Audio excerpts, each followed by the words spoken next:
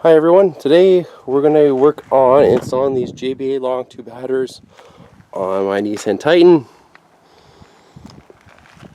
So some parts I've got for the install are some new OEM nuts, some new OEM gaskets for the B pipes. I've actually got 4 because I'm going to also install an MBRP catback exhaust after that, and we have the OEM head gasket. I may have ordered too many nuts because I went by the number of holes on this manifold, but looking at it, there's actually fewer studs or nuts on the OEM ones. So there's some extra holes here, not sure why, but we'll get going. We've got the truck jacked up on 4 jack stands. We have the wheels off so we can get in through the fender well. And first off, we're going to take the fender out, the fender liner out, and get that heat shield off, and then we can work on the manifold nuts. I've also already gone ahead and pulled out the B pipes. These are your Cajun callus B pipes, and I have a video on installing those. So those are easy to get out, and just 2 bolts on each end on both sides, and we hit them up with some ceramic header paint to make them look nice, and we'll install those after the headers. So that's the paint I used. So I'll try and put links to everything in the description below, from Amazon, paint, gaskets, nuts, all that stuff. So first thing, get your fender liner out, and I've got 2 tools to do that. Not required, but very helpful, is a panel tool like this, or a fastener tool, and a powered Phillips screwdriver. And you're going to take 2 types of fasteners out all the way around. Start here with the mud flap. So there's also 1 screw at the bottom that I've already got out down here. That was this one.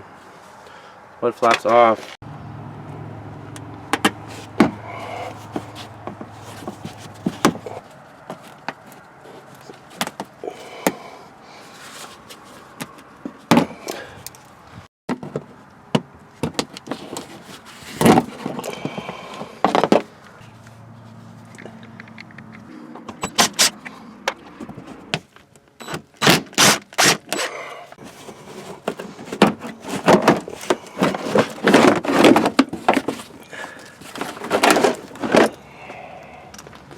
So in here we've got 3 heat shield bolts, 1 right there, 1 right there, and 1 right there. So those are 10mm. You can remove those and remove the heat shield. Oh, we've also got to unplug our O2 sensor. There's our O2 sensor wire. We're going to have to unclip that wire from that clip and then disconnect it there. So the driver's side has this bolt here, which the passenger side didn't have, and that one is rusted enough that I can't get on it very well. Both of them had a bolt in the front right there, and it was pretty rusty. I can't get on that one either. The passenger side, I ended up cutting the heat shield off, and I may have to do the same on the driver's side. So with those 2 bolts unable to come out, it's a pain in the ass. That's one of them there, and you can see the other one right there. What I ended up doing was using snips to cut the heat shield, and then I used a pry bar to just pry it off and break it off. So just a pry bar and snips. So we got it out. What we're going to do now is penetrating oil on all those nuts. I'm going to spray all the nuts and studs. The nuts don't look too bad, so I think we'll be fine. On there. We'll let them all soak overnight. Might hit them again.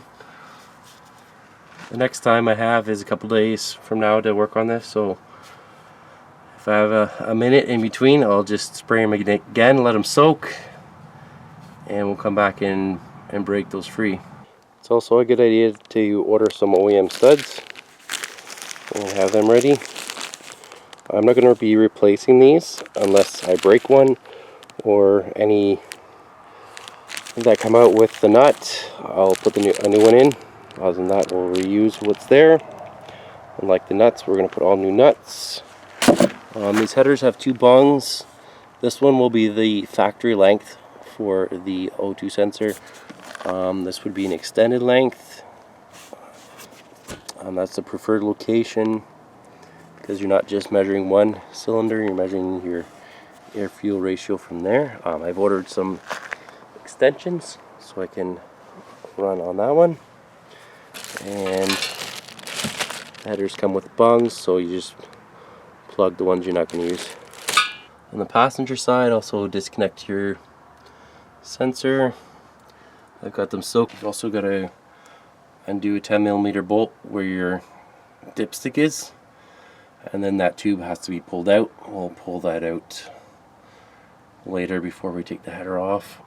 So I managed to get 3 nuts off. The nuts are actually in pretty good shape. You can use extensions and swivels and go in here or here.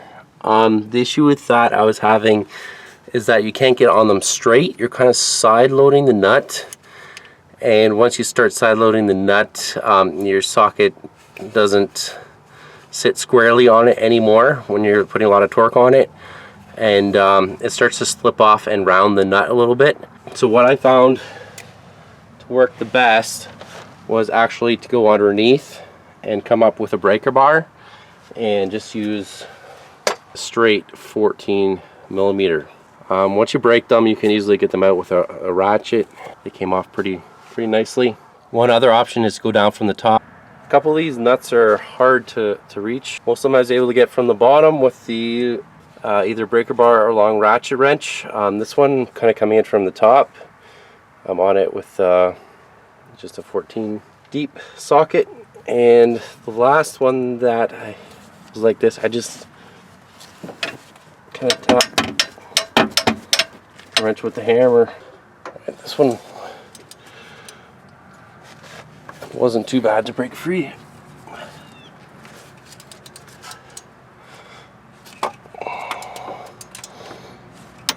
So I've pretty much had everything sitting for a week with penetrating oil on it. I sprayed it about 3 times. I'm going to go for the O2 sensor here.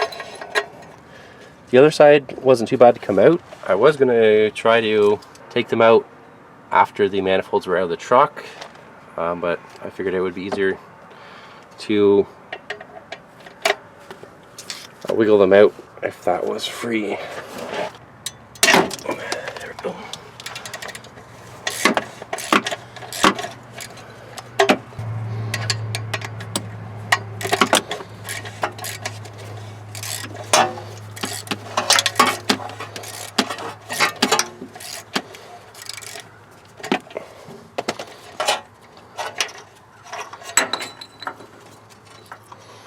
Set that somewhere safe. On the passenger side, the old dipstick tube has to come out.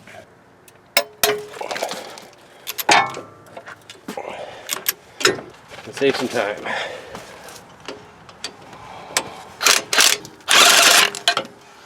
That stud came out.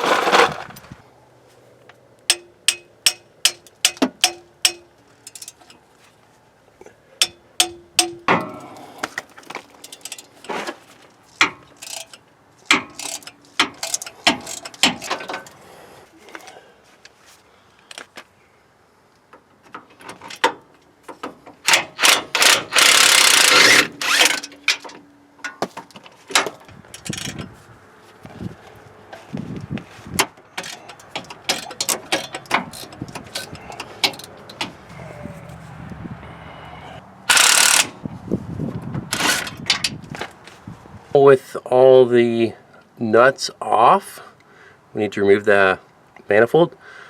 My repair manual is doesn't say anything about lifting the engine, but everyone who's done this job or all the other videos on YouTube have been lifting the engine.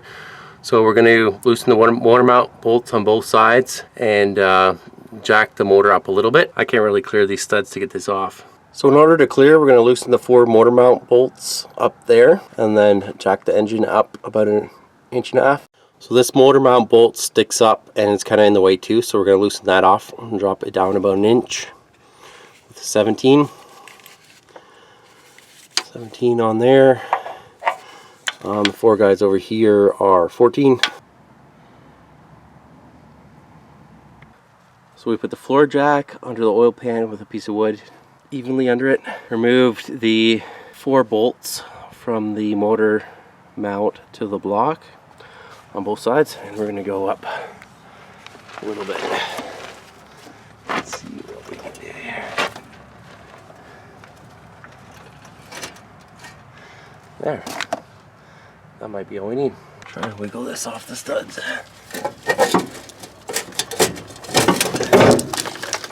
Length off the studs.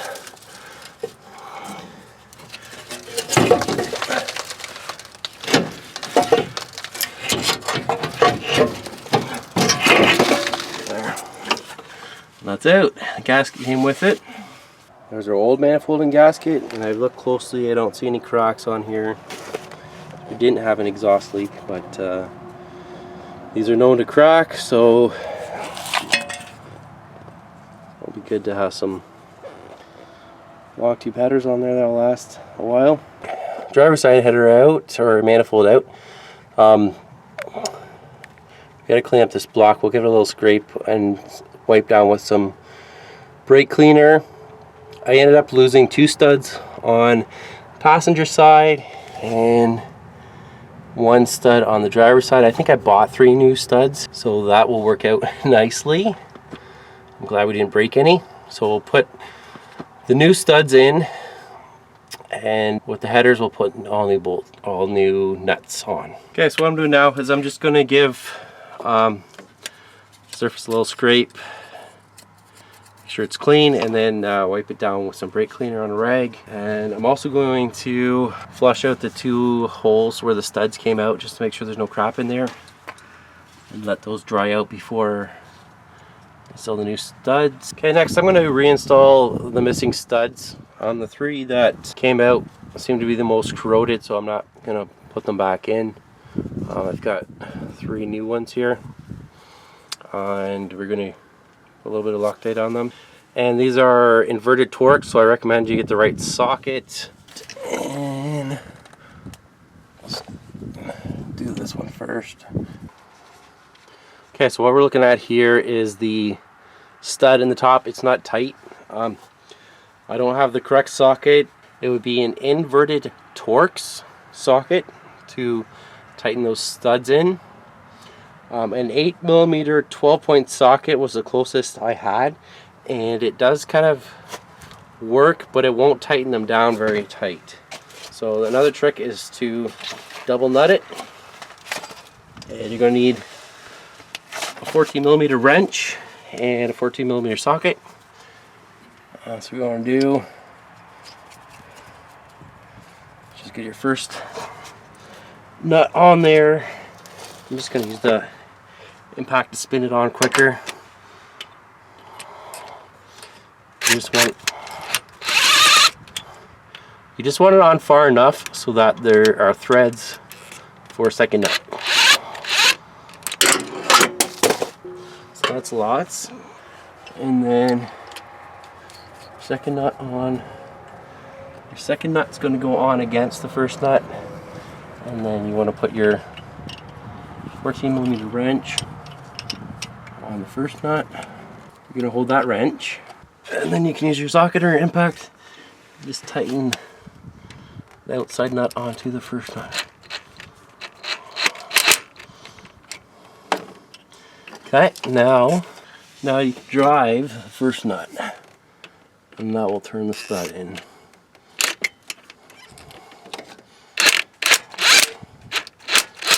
And then what you want to do is put your wrench back on the inside nut. Take your and hold it, and then take your first nut out. And then your stud should be tight, and you can zip the inside nut off. And now put your stud in tight. Okay, with the surface cleaned and the studs installed, we can install our new gaskets. The manual says markings out. The only markings I can see are these little dots on this side. It would have been easier if they just said shiny side out. The arrow has to be pointing up. Let's get that slid in there and rest that on all our studs. And now we'll wrestle our manifold up there. All right, we got the new exhaust manifold worked up there and 8 nuts on. We're just gonna run them in and then torque them down. Torque is 25 foot-pounds, and we'll start on in the middle. Start in the middle and go out.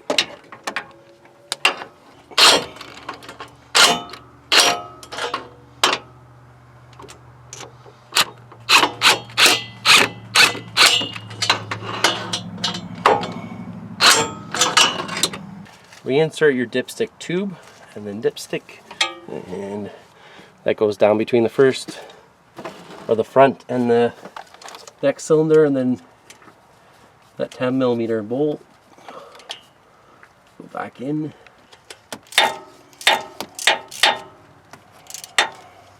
Reinstall O2 sensor. I did put a little bit of anti-seize on the threads, but careful not getting on the sensor part.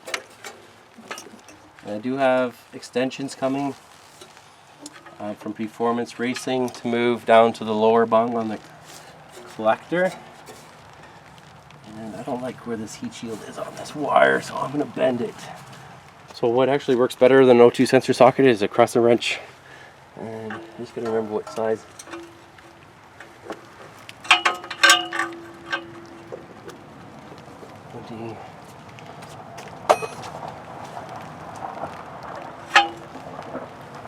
22 fits on there. Let's get that snug. O2 sensor is tight. The wire is tucked behind this clip here and connected up here. So this header's done. We'll go to the other side and start that one before we start putting everything back together. So we've got the manifolds all tightened up. Dipstick tube back in, O2 sensors back in, all our wires kind of put back. I've got one stud left to do. I picked up one because I was one short, and I've also picked up the proper sockets for these. They're E-Torques, and the E10 is the correct one, so we'll use that to insert that last stud, and then we'll turn the truck on and check for any leaks. The driver's side was harder. You've got this in the way, you've got this in the way. This is a job that can be done. You can do it yourself. Give yourself about 8 hours or a couple days to do everything. There are a couple popular videos on YouTube that make it look like a 10-15 minute job. It's not. Yeah, not the hardest job, but it does take time.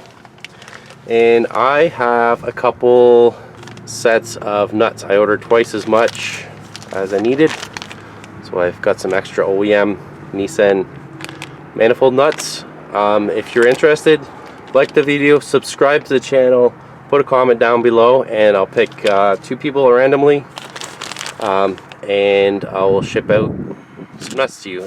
North America, Canada, US, I'll pay for that myself. And next we're going to fire up the truck, check for leaks, and then do the rest of the exhaust. The rest of the exhaust is going to be in a different video. I have another video on the B pipes, so we replaced the B pipes, so check out that video, and another video on the MBRP catback exhaust will be coming up soon.